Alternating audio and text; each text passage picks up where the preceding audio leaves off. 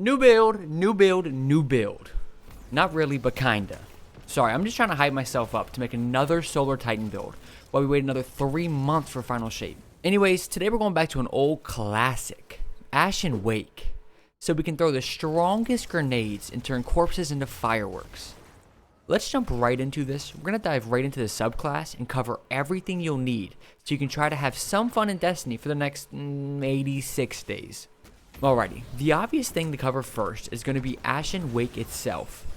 In case you didn't know, Ashen Wake gives your fusion grenades increased throw speed, makes them explode on impact, and now they stun unstoppable champions. And then when you get a final blow with your fusion grenade, it'll grant you grenade energy. By the time we cover everything, we'll have roughly 6 different ways we can grant grenade energy, and it'll all be super simple and self-explanatory. So let's go ahead and jump right into our solar subclass. For our abilities, we're going to go with fusion grenades, duh, and throwing hammer to trigger one of the fragments we'll cover shortly. For our aspects, we're going with roaring flames so that final blows with solar abilities or ignitions increase the damage of your solar abilities. This can stack up to 3 times and will help our fusion grenades slap even harder. And second, we have Soul Invictus. So solar ability final blows and defeating scorched targets creates sunspots. In these sunspots, your abilities will regenerate faster. You'll apply Scorch to enemies and apply Restoration to yourself. Being able to have more ability regen and Scorch is the perfect fit for this build, so please stand in every sunspot you create. Next, we're going to cover fragments. First, we have Ember of Searing, so that defeating Scorched targets creates a fire sprite. These fire sprites will grant you grenade energy.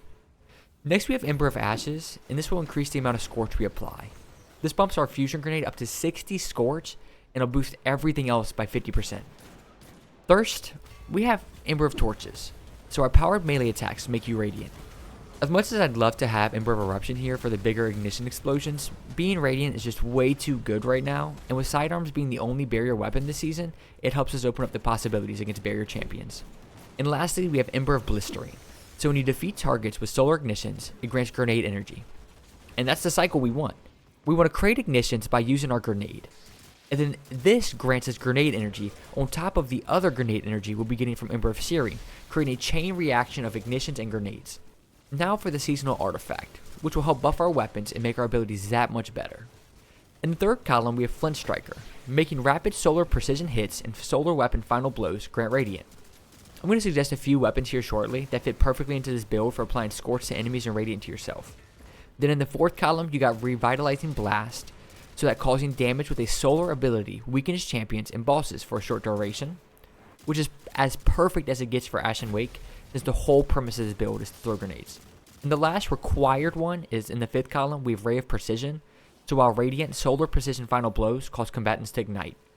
The more ignition chances, the better, making this perfect for big damage and grenade regeneration. Okay, let's cover some of the suggested weapons for this build. First, and most obviously, is Sunshot.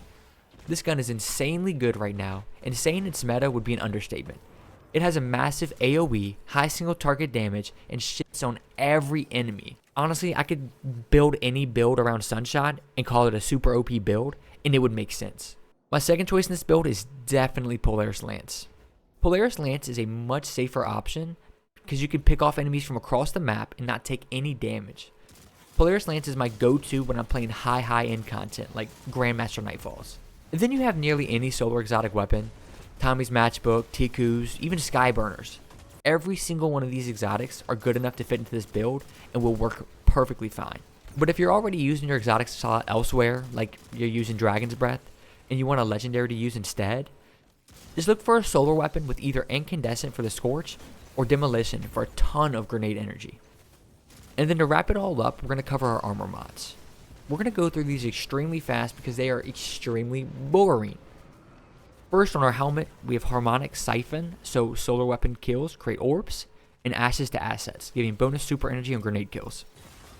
On our arms, we have Firepower, making our grenade final blows create orbs, and 2 grenade kickstart mods, giving us a boost of grenade energy whenever we use our grenade.